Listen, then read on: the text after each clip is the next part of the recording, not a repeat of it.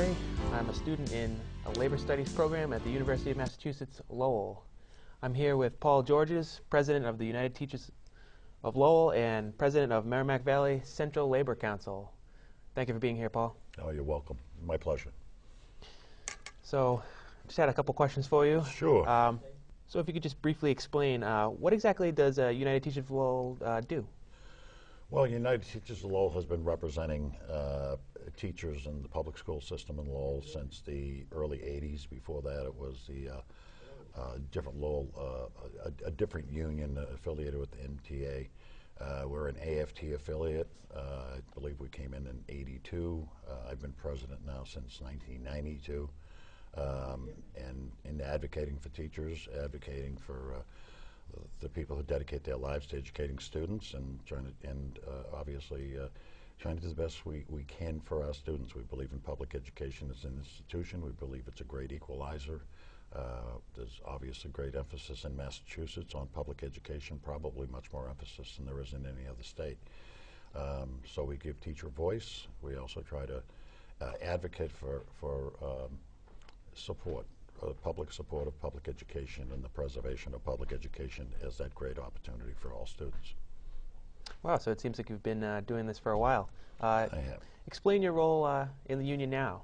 What exactly you do now? Well, since I was elected president in 1992, up until last year, I taught half-time and was a union president. As union president, I sort of oversee a lot of activities. I was elected first in 1992 to ensure that we do the things that are required of us minimally, and then go beyond that and try to do the best we can to bring in innovation, increase opportunity for students. Obviously, as part of our obligation, part of our job is to maintain the contract, negotiate contracts, represent teachers in any kind of litigation that may occur over their career, but also to advocate for additional funding for public education, to be a spokesperson for the teachers themselves, giving teachers a voice on key issues, informing teachers about key issues. We do that through our state and national affiliation with the American Federation of Teachers.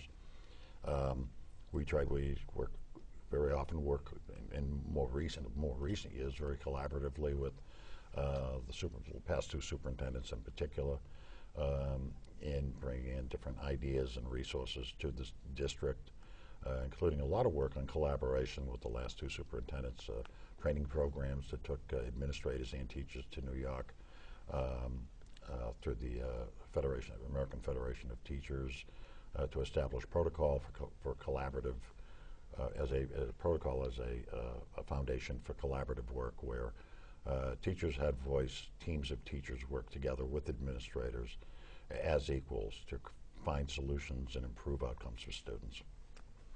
Wow. So how did you first get involved with the union?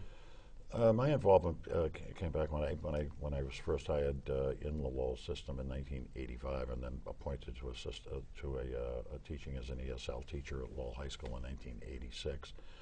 I had worked in unions previously in the building trades primarily, after getting a while in college and after graduating from college. So I had some background in unions.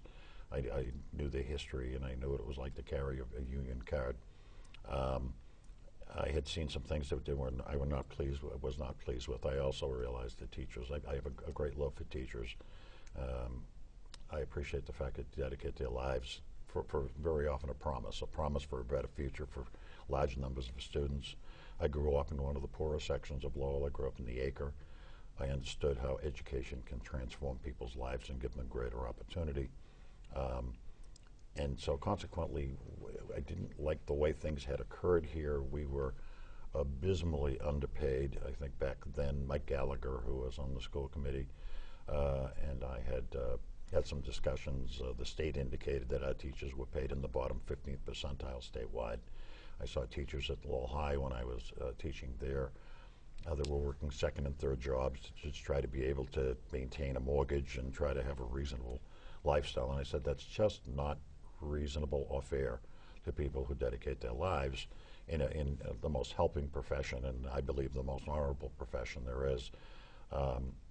So my attitude, being sort of a child of the 60s, was not to complain about something, but to step up and try to do something about it. So there were some irregularities I didn't particularly appreciate back in the time with the union, although I had a relationship with the union leadership. I decided to become a building rep, sort of as a first step.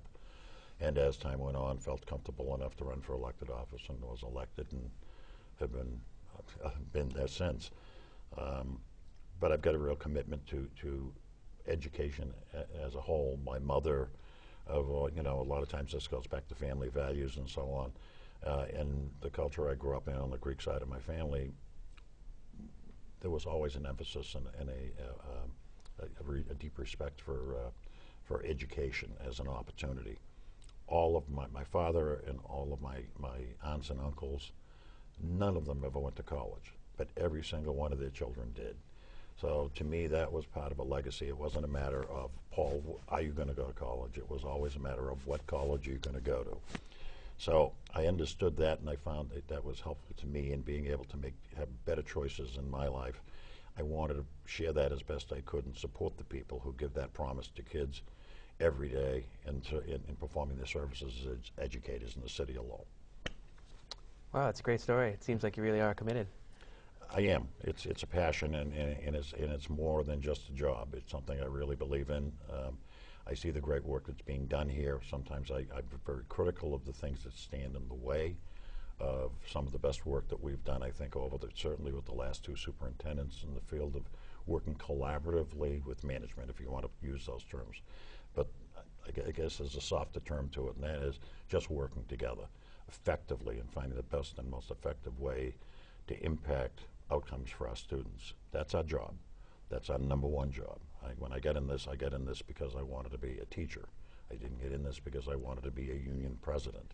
The path has brought me that way, but I still have that passion to make sure we do what's fair to students and what's fair for students and give them a great opportunity, but also doing what's fair to teachers and the practitioners that give that opportunity to all our children. Absolutely. Well, that kind of touches on my next question as well. Why do you believe teachers' unions are necessary? Well, we're in an age right now where there's no question. There were several articles that were written a few years ago about the corporate involvement in public education, and there's a $500 billion a year industry involving public education. Expenditures at the state level, local level, and national level. Corporate America sees this as opportunity, and as in most cases, there have been difficulties. There have been things that acted as impediments from the corporate investors of being able to take advantage. And one of them was that you had so many different curriculum across the country, sometimes from community to community, state to state, certainly. So there was no unified, I don't want to use the word target, but the diversity of the various curriculum modes were evident. With Common Core, which is not necessarily a curriculum, but directs curriculum to a certain degree, it gave the corporate investors a target. A number of articles were written about educational consultants to Wall Street, indicating that with Common Core, that would create the opportunity for them to create the remedial work. The two things that would go together would be the expansion of Common Core, which may or may not be a good thing. In Massachusetts, I think it's debatable because we were in the position of being, or not always, but certainly the last decade or so, being in the very top echelons when it comes to testing and national testing. And in international testing, we're always very much at the top in the Western world. So we do things well, and we have done things well. Part of it is the result of the Ed Reform Act of 1992. Part of it has other things that have evolved since then as more state money has come, initially state money and then federal money beginning back during the collapse in 2008 and 9. Well, the point is we've been very good I mean, Massachusetts is the best performing state in the country on the NAEP test, the National Assessment of Educational Progress, which is called the National Report Card. And Lowell, in particular, is one of the best performing urban districts in the best performing state in the country. But the strategy with the adoption of Common Core and now what's being, PARC testing or another model of testing, is that the feeling was by the corporate entities that the schools the test scores would be poor. And the test scores would be poor, there would be an attempt or there would be a need for remedial services that the corporates could produce that would allow them to start tapping that $500 million. And the testing itself, which is through a publishing company, Pearson, there's a push for further and further and further testing that has had some tremendous negative impact on public education and narrowing the curriculum. And some of the new reforms that are considered to be reforms geared toward accountability, in particular the testing that's tied to teacher evaluation, puts more and more pressure to narrow the curriculum and focus more and more on those subjects being tested and giving students a narrower educational experience with greater consequences that that I see and a lot of teachers see as having a very negative impact on the classroom and the educational experience by students and teachers alike.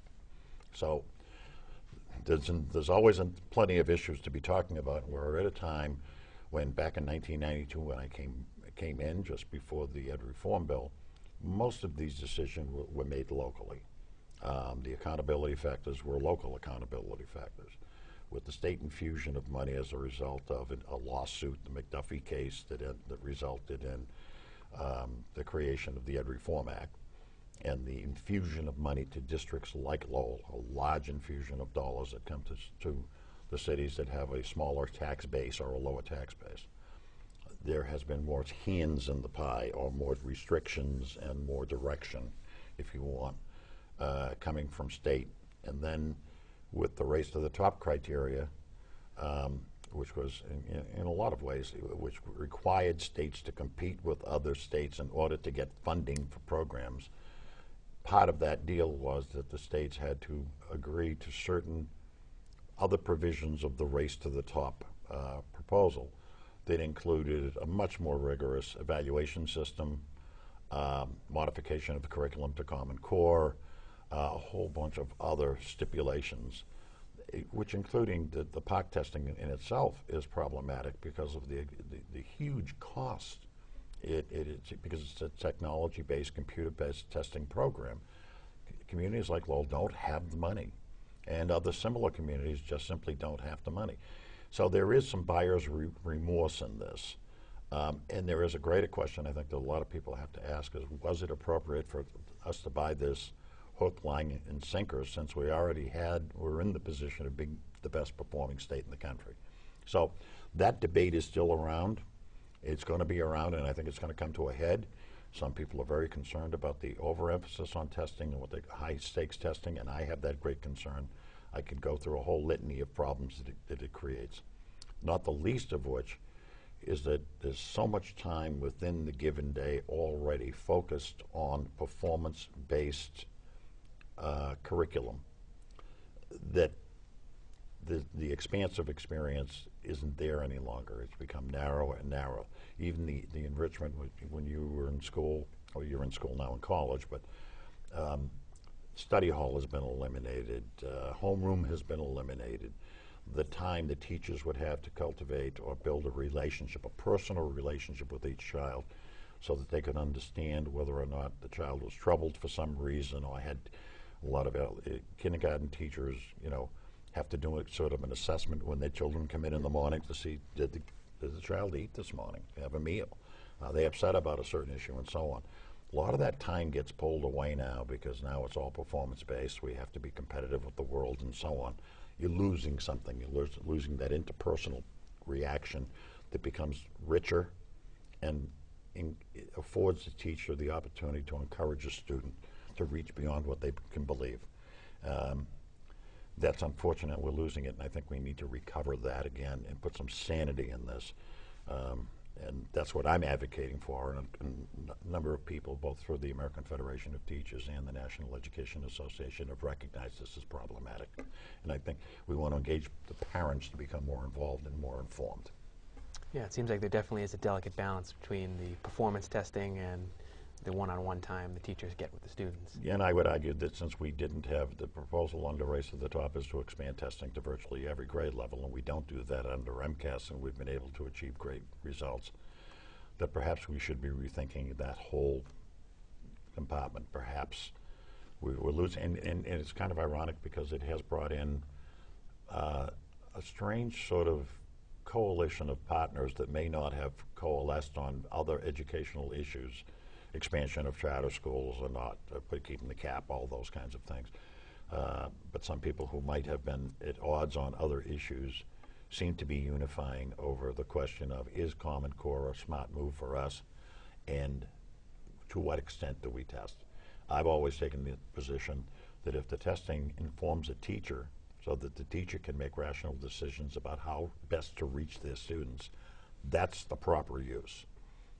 MCAS goes a little bit beyond that, but MCAS doesn't go nearly as far afield as PARCC testing as it's proposed today, and I'm very concerned about that, and I hope parents will become involved and engaged in this conversation as this moves forward. Right now we're not doing PARCC testing in Lowell. I hope we never do. However, it's going to take more than me, in my opinion. It's going to take the opinion of lots of teachers, practitioners, paraprofessionals, and parents to push back on some of this stuff so that this becomes rational and their children aren't the experiment, and it's not done at their expense. That's certainly true. It seems like there's definitely a topic for debate. And a long one. And a long one.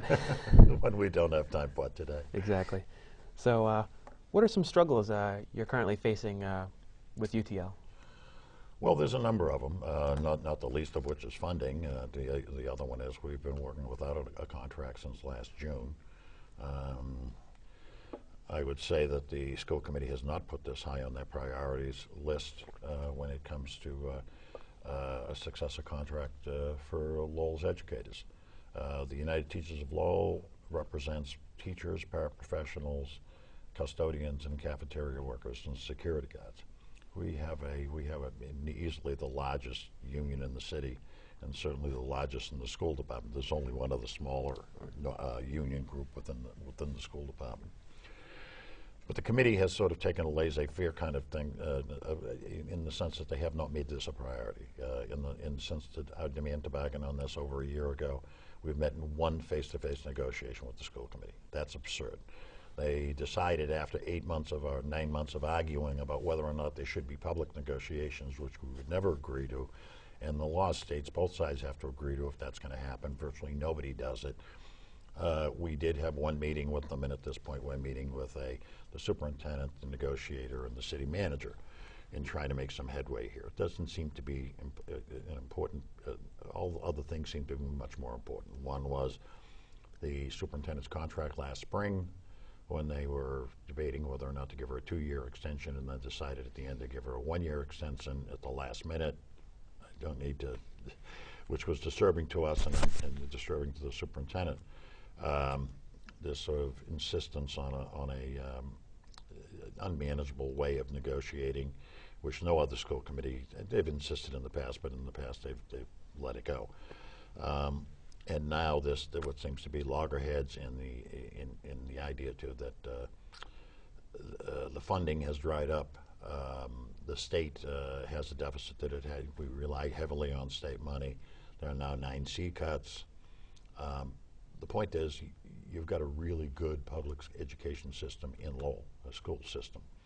We're one of the best performing urban districts in the state, as I said before, in the best performing state in the country. My criticism is the school committee has failed in its obligation to do one of the few things that it really can do, and that is negotiate contracts. More is coming, to be said about that as more teachers become involved. We started doing demonstrations or informational picketing at school committee meetings. I think that is going to continue. I think we've had steady improvement in Lowell. If you want to just use MCAS as the barometer, and I'm a little reluctant to do that because it is a test, and I understand that doesn't necessarily reflect some of the great work that's being done in some of the schools that might be labeled as a lower level school. But we're in a situation now where out of 21 schools that are MCAS evaluated, if you want to put it that way, 11 of them are level 1 or 2, top performing. I mean, you can't ignore that. That is significant. The standard in most urban districts is a level 3 designation for virtually all their schools. We have no level 4s, and we have a large percentage of 1s and 2s. That's remarkable work, and I think it's a reflection of this superintendent, Gene Franco, our previous superintendent, Chris Scott, the fact that those schools that seem to be turning around the best are the ones where the collaborative model has been fused and as part of the way they just do their work, where teachers have a voice, everybody is seen as equal, and that the teachers, because they are part of the plan, ultimately end up owning the result. That empowerment piece is powerful for teachers. They will work beyond their capacity very often if they're viewed by the key people in their lives, meaning administrators and so on, as being capable, certainly being capable and necessary. Top-down decision-making does not have a great record. It does for a short term, but it's not a way to sustain the kinds of results that you want to do for over an extended years and years and years. So it's a remodeling, and it raises the question about why the committee would not see it fit to give Gene Franco a contract extension, or Chris Scott. That was a whole other political thing several years ago. But there's two things that primarily impact that kind of success that could negatively impact, and that is change in leadership and protracted contract negotiations. And this committee owns both of those issues. Yeah. So, like you said, it seems like we're seeing steady progress, yet the superintendent's leaving. What do you think is going to be necessary in the next superintendent to keep up the progress?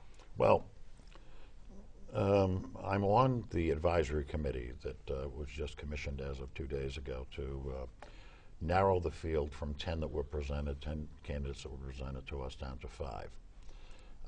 There were, and it's public record, I'm not saying anything I'm not just be talking, this was in the paper and announced by the group that's, the association that's doing the search, but there were 22 apparently candidates, and it was brought down to 10. We're looking at 10. Our charge is to reduce it to 5, and at that point the school committee will choose from the best 5 and hire a new superintendent, apparently. You know, I know there's things that are important to teachers because they talk to teachers every day. I know how they feel about this. They do feel strongly about collaboration. They feel as though someone who's going to treat them as a partner, someone that respects, has an appreciation for what they do, understands the demands that they have. Sometimes it takes a good superintendent to push back on some initiatives because there's so many other things that you don't want to take all the oxygen out of the room. And that's one of the problems that a lot of superintendents are having and are speaking articulately about their inability to focus on the things they want to focus on because of the state requirements and the mandates coming from the state and the federal government that in a lot of ways detract or distract them from their focus. Often I talk to teachers and they say, you know, this compliance piece of putting a new evaluation system and how much time labor intensive it is problematic because now they've put teachers pretty much on an evaluation system 12 months a year, well, certainly over the school year. Again, the focus on testing, the modification of curriculum to comply with Common Core, the creation of modules so that they work into the existing curriculum. From the union perspective, we've had to negotiate a new instrument that had certain guidelines, but we customized with some very hard work done by some of our folks, and probably someone that was really instrumental was Katie McLaughlin, who is a teacher up at the Rogers School Academy, up at the Rogers School Academy. The point is, there's a lot of things that need to be focused, and there's more every day. Now we've got the 9C cuts, and the 9C cuts are the discretionary money that comes from the governor. That's going to impact our paraprofessionals. Sometimes some of the initiatives that we live with that are brought in by testing companies or so on, it's one of these trade-offs where they say, well, we'll give you some money to hire paraprofessionals or other personnel, but you have to buy our product. You know, it's a way of kind of creeping in, and it's hard not to be seduced by that because you're working with a budget that isn't manageable. Now the newest challenge, as I said to you off air, is a large number of new second language immigrants that are coming to Lowell in particular, that requires ELL certified teachers in large numbers that aren't funded from anywhere. And I think we need some relief. We spoke with Rowdy Mom yesterday, as a matter of fact, in our office about hopefully some additional state funding that reflects the infusion and the additional services required of these new group of students, immigrant students that are coming in, that will be in places like Lowell, Fall River, Springfield, New Bedford, and other urban districts, other gateway cities across the state. Absolutely. Well, thank you for the insight, Paul. Definitely seems like there's a lot of challenges, but it seems like you have a solid plan to keep the progress up. Yeah, I think we have a number of things on the fire. We're used to that at this point. We know that there are many, many challenges. One of the things that I really would encourage, and for the public that sees this, is I would encourage parents to get much more involved in their child's education. They certainly can go on the website. They can call the Lowell School Department. They can call me at the United Teachers of Lowell. They can call our a receptionist there or leave a message. I'll give the phone number, 978-937-9039. If you need further information, give us a call. We will get the information to you that you need. All right. Thank you, Paul. Thank you so much.